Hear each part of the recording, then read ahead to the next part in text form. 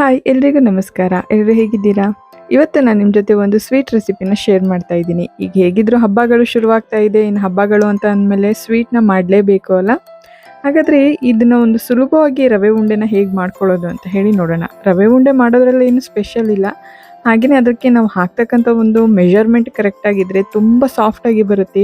ಕೆಲವೊಂದು ಸಲ ನಾವು ಅದನ್ನು ಈ ರೀತಿ ಉಂಡೆ ಕಟ್ಟಾದ್ಮೇಲೆ ತುಂಬ ಗಟ್ಟಿಯಾಗಿಬಿಡುತ್ತೆ. ಆದರೆ ಆ ರೀತಿ ಗಟ್ಟಿ ಆಗದೆ ಇರೋ ಹಾಗೆ ತುಂಬ ಸಾಫ್ಟಾಗಿರ್ತಕ್ಕಂಥ ರವೆ ಉಂಡೆನ ಹೇಗೆ ಮಾಡೋದು ಅಂತ ಹೇಳಿ ಇವತ್ತಿನ ವಿಡಿಯೋದಲ್ಲಿ ನೋಡೋಣ.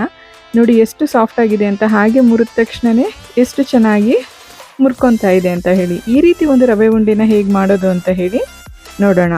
ಮೊದಲನೇದಾಗಿ ನಾನಿಲ್ಲಿ ಒಂದು ಬಾಣಲೆಗೆ ಒಂದು 2ರಿಂದ 3 ಸ್ಪೂನಷ್ಟು ತುಪ್ಪನ ಹಾಕ್ಕೊತಾ ಇದ್ದೀನಿ. ಇದಕ್ಕೆ ಯಾವುದೇ ಕಾರಣಕ್ಕೂ ಎಣ್ಣೆನ ಹಾಕಬೇಡಿ. ಎಣ್ಣೆ ಹಾಕೋದಕ್ಕಿಂತ ಈ ರೀತಿ ತುಪ್ಪನ ಹಾಕ್ಕೊಂಡು ಅದಕ್ಕೆ ನಿಮಗೆ ಎಷ್ಟು ಬೇಕೋ ಅಷ್ಟು ಡ್ರೈ ಫ್ರೂಟ್ಸ್ನ ಹಾಕ್ಕೊಂಡು ಇದಕ್ಕೆ ರೋಸ್ಟ್ ಮಾಡ್ಕೊಳ್ಳಿ. ಒಂದೇ ಸಲ ಎಲ್ಲ ಡ್ರೈ ಫ್ರೂಟ್ಸ್ನೂ ಹಾಕೋದಕ್ಕೆ ಹೋಗಬೇಡಿ. ಫಸ್ಟ್ ಗೋಡಂಬಿನ ಹಾಕ್ಕೊಂಡು ಅದು ಸ್ವಲ್ಪ ಲೈಟ್ ಕಲರಲ್ಲಿ ಗೋಲ್ಡನ್ ಬ್ರೌನ್ ಆಗೋವರೆಗೂ ಕೂಡ ಫ್ರೈ ಮಾಡ್ಕೊಳ್ಳಿ. ನೆಕ್ಸ್ಟು ಇದಕ್ಕೆ ನಾನಿಲ್ಲಿ ಸ್ವಲ್ಪ ಸಣ್ಣಗೆ ಹೆಚ್ಚಿರ್ತಕ್ಕಂಥ ಪಿಸ್ತಾ ಹಾಗೆ ಬಾದಾಮಿನೂ ಕೂಡ ಹಾಕ್ಕೊತಾ ಇದ್ದೀನಿ.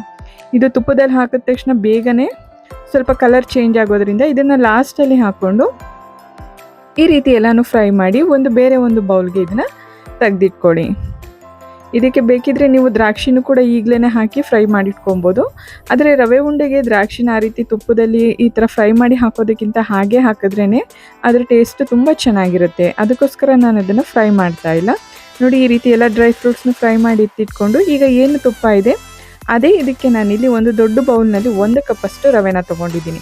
ನೀವು ಯಾವ ಕಪ್ಪಲ್ಲಿ ರವೆ ತೊಗೊತೀರಾ ಅದೇ ಕಪ್ಪಿನ ಅಳತೆನಲ್ಲಿ ಬೇರೆ ಸಕ್ಕರೆ ಅವೆಲ್ಲನೂ ಕೂಡ ತೊಗೋಬೇಕಾಗುತ್ತೆ. ನೋಡಿ, ಈ ರೀತಿ ತುಪ್ಪದಲ್ಲಿ ರವೆನ ಹಾಕ್ಕೊಂಡು ಒಂದು ಮೀಡಿಯಂ ಫ್ಲೇಮ್ನಲ್ಲಿ ಅಥವಾ ತುಂಬ ಕಡಿಮೆ ಫ್ಲೇಮ್ನಲ್ಲಿ ಇದನ್ನು ಚೆನ್ನಾಗಿ ಒಂದು 7ರಿಂದ 8 ನಿಮಿಷದ ಕಾಲ ಹುರ್ಕೊಬೇಕು. ಆ ತುಪ್ಪದಲ್ಲಿ ರವೆನ ಹುರಿಯೋದ್ರಿಂದ ಅದ್ರ ಸ್ಮೆಲ್ ಕೂಡ ತುಂಬ ಚೆನ್ನಾಗಿ ಇದಾಗುತ್ತೆ. ನೋಡಿ, ಈ ರೀತಿ ಇಷ್ಟು ಹದದಲ್ಲಿ ಹುರ್ಕೊಂಡ್ರೆ ಸಾಕಾಗುತ್ತೆ. ಈಗ ಈ ರವೆನ ಹುರ್ಕೊಂಡಾದ್ಮೇಲೆ ಸ್ವಲ್ಪ ಬಿಸಿ ಇರುವಾಗಲೇ ಇದನ್ನು ಒಂದು ಮಿಕ್ಸಿ ಜಾರ್ಗೆ ಹಾಕ್ಕೊಂಡು ಇದಕ್ಕೆ ನಾನಿಲ್ಲಿ ಅದರಲ್ಲಿ ಒಂದು 3/4 ಕಪ್ಪಷ್ಟು ಸಕ್ಕರೆನ ತೊಗೊತಾ ಇದ್ದೀನಿ. ನೀವು ಸಕ್ಕರೆ ನಿಮಗೆ ಸ್ವೀಟಿಗೆ ಎಷ್ಟು ಬೇಕು ಅಂತ ನೋಡ್ಕೊಂಡು ಹಾಕ್ಕೊಳ್ಳಿ.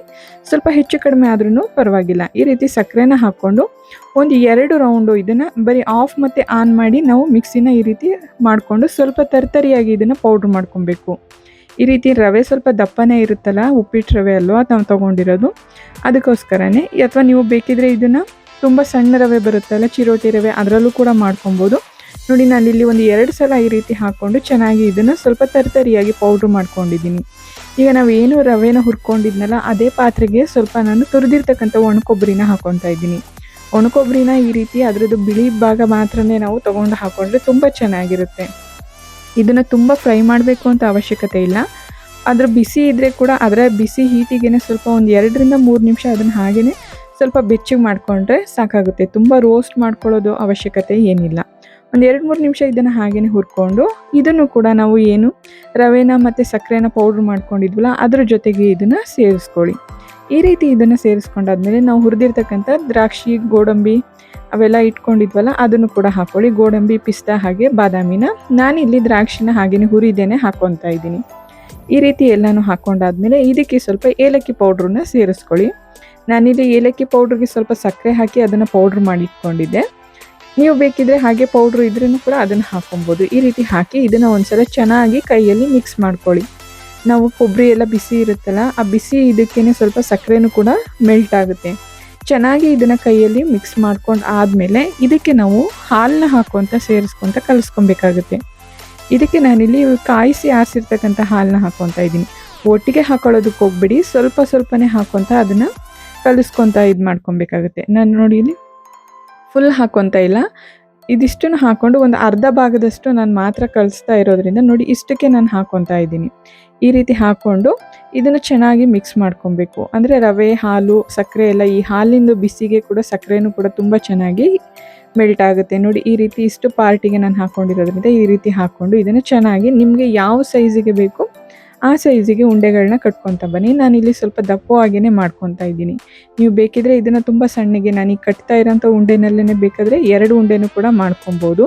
ನೀವು ಹೇಗೆ ಬೇಕೋ ಆ ಇದರಲ್ಲಿ ನೀವು ಮಾಡ್ಕೊಬೋದು. ಇಲ್ಲಿ ನಾವು ತಗೊಳ್ತಕ್ಕಂಥ ಸಕ್ಕರೆ ಮತ್ತು ರವೆ ಪ್ರಮಾಣ ಕೂಡ ಅಷ್ಟೇ ಇದಾಗಿರಬೇಕು. 1 ಕಪ್ ರವೆಗೆ ನಮಗೆ ಇಲ್ಲಿ 3/4 ಕಪ್ಪಷ್ಟು ಸಕ್ಕರೆ ಸಾಕಾಗುತ್ತೆ. ನಾನಿಲ್ಲಿ ತೊಗೊಂಡಿರೋದು ಉಪ್ಪಿಟ್ಟು ರವೆ. ನಾವು ನಾರ್ಮಲಾಗಿ ಉಪ್ಪಿಟ್ಟು ಮಾಡ್ತೀವಲ್ಲ, ದಪ್ಪ ರವೆ, ಮೀಡಿಯಮ್ ಸೈಜ್ ರವೆ, ಅದೇ ರವೆನ ತೊಗೊಂಡಿದ್ದೀನಿ.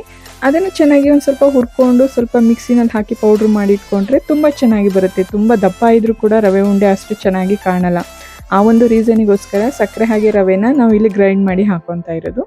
ನೋಡಿ, ನಿಮಗೆ ಯಾವ ಇದರಲ್ಲಿ ಬೇಕಾದರೂ ಕೂಡ ಆ ಶೇಪಲ್ಲಿ ನೀವು ಮಾಡಿಕೊಂಡ್ರೆ ರುಚಿಯಾಗಿರ್ತಕ್ಕಂಥ ರವೆ ಉಂಡೆ ರೆಡಿ ಆಗುತ್ತೆ. ಈಗ ಹೇಗಿದ್ರು ವರಮಹಾಲಕ್ಷ್ಮಿ ಹಬ್ಬ, ಎಲ್ಲ ಹಬ್ಬಗಳು ಈಗ ಸ್ಟಾರ್ಟ್ ಆಗ್ತಾನೆ ಇರುತ್ತೆ. ಹಬ್ಬಕ್ಕೆ ಅಂತ ಅಲ್ಲದೆ ಹೋದ್ರೂ ಕೂಡ ಮಕ್ಳುಗಳಿದ್ರಂತೂ ಮನೆಯಲ್ಲಿ ಅಥವಾ ತಿನ್ನೋದಕ್ಕೆ ಏನಾದರೂ ಮಾಡಿಕೊಂಡ್ರೂ ಕೂಡ ತುಂಬ ಚೆನ್ನಾಗಿರುತ್ತೆ. ನೋಡಿ, ನಾವು ತೊಗೊಂಡಿರ್ತಕ್ಕಂಥ 1 ಕಪ್ ರವೆನಲ್ಲಿ ಇಷ್ಟು ರವೆ ಉಂಡೆ ರೆಡಿಯಾಗಿದೆ. ನೀವು ಕೂಡ ಈ ರೆಸಿಪಿನ ಮನೆಯಲ್ಲಿ ಟ್ರೈ ಮಾಡಿ, ತುಂಬ ಚೆನ್ನಾಗಿ ಬರುತ್ತೆ. ಹಾಗೆಯೇ ಮೆಜರ್ಮೆಂಟ್ ಕೂಡ ಡಿಸ್ಕ್ರಿಪ್ಷನ್ ಬಾಕ್ಸ್ನಲ್ಲಿ ಇರುತ್ತೆ, ನೋಡಿ. ಈ ವಿಡಿಯೋ ನಿಮಗೆ ಇಷ್ಟ ಆಗಿದರೆ ಈ ವಿಡಿಯೋನ ಲೈಕ್ ಮಾಡಿ, ಶೇರ್ ಮಾಡಿ. ಹಾಗೆಯೇ ಯಾರೆಲ್ಲ ನನ್ನ ಚಾನಲ್ನ ಸಬ್ಸ್ಕ್ರೈಬ್ ಮಾಡಿಲ್ಲ, ಸಬ್ಸ್ಕ್ರೈಬ್ ಮಾಡ್ಕೊಳ್ಳಿ. ಎಲ್ರಿಗೂ ಕೂಡ ತುಂಬ ಧನ್ಯವಾದಗಳು.